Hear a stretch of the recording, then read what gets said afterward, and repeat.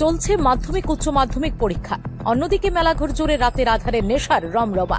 নেশার টাকা নাকি পরীক্ষায় ঘোটালা। কোন ইস্যুতে মেলাঘরের প্রথম সারির দুটি বিদ্যালয়ে চুরি? ত্রিপুরার মেলাঘরে দুটি বিদ্যালয়ে বড় ধরনের চুরির ঘটনা ঘটেছে। চুরির প্রথম ঘটনাটি ঘটে মেলাঘর থানার প্রায় 300 মিটার দূরে অবস্থিত মেলাঘর দ্বাদশ শ্রেণী বালিকা বিদ্যালয়ে। চোরের দল বিদ্যালয়ের গ্রিলের তালা ভেঙে ভেতরে প্রবেশ করে এবং 5টি কক্ষের তালা ভাঙে। এসব কক্ষে থাকা 6টি আলমারির লকার ভেঙে চোরেরা কিছু অর্থ ও মূল্যবান জিনিসপত্র নিয়ে যায়। গডরেজও ভাঙা, এখন নজর পড়তেছে না, তো আমাদের চেক করে দেখতে হবে যে আমাদের অফিসিয়াল সব কাগজপত্র বা ম্যাটেরিয়ালস আছে কিনা, কারণ এক একজনের দায় দায়িত্বে এক একটা জিনিস থাকে। তো ওনারাও যদি স্কুল টাইমে আসে তখনই আমরা বুঝতে পারব যে আসলে আমাদের কি কি হওয়া গেছে আর কি। এখন চট করে আমরা বলতে পারতেছি। দ্বিতীয় চুরির ঘটনাটি ঘটে মেলাঘর থানার প্রায় 500 মিটার দূরে অবস্থিত মেলাঘর দ্বাদশ শ্রেণী বিদ্যালয়ে।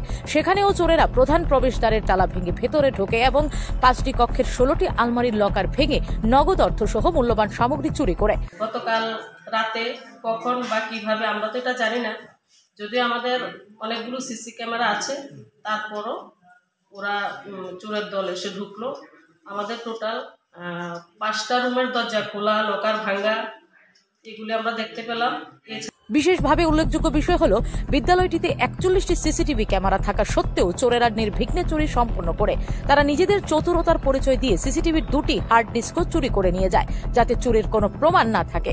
তারা আমাদের যে সিসির যে মেইন হার্ড ডিস্ক, সেটা পর্যন্ত চোরেরা কটা হার্ড ডিস্ক নিয়ে গেছে? 2টা। চুরির ঘটনাস্থল পরিদর্শন করেছেন মেলাঘর থানার পুলিশ ও মেলাঘর পৌর পরিষদের চেয়ারম্যান। তদন্ত শুরু হয়েছে, তবে এখনও চোরদের শনাক্ত করা সম্ভব হয়নি। স্থানীয়দের মধ্যে চুরির এসব ঘটনাকে কেন্দ্র করে উদ্বেগ এবং আতঙ্ক ছড়িয়ে পড়েছে। Bureau report, Tripura TV. এই রাতে দুটা স্কুলের মধ্যে একটা ভয়ানকভাবে চুরি হয়েছে। তো আমরা এসেছি এখানে দেখতে, প্রশাসনও এসেছে। তো আমরা আগে দেখি কিভাবে প্রশাসন কি ভূমিকা নেয়, সেটা দেখার জন্য আমরা এখানে আজকে সবাই মিলে এসেছি এবং সামনের দিন যাতে এরকম দুর্ঘটনা না ঘটে সেদিকে আমরা লক্ষ্য রাখছি।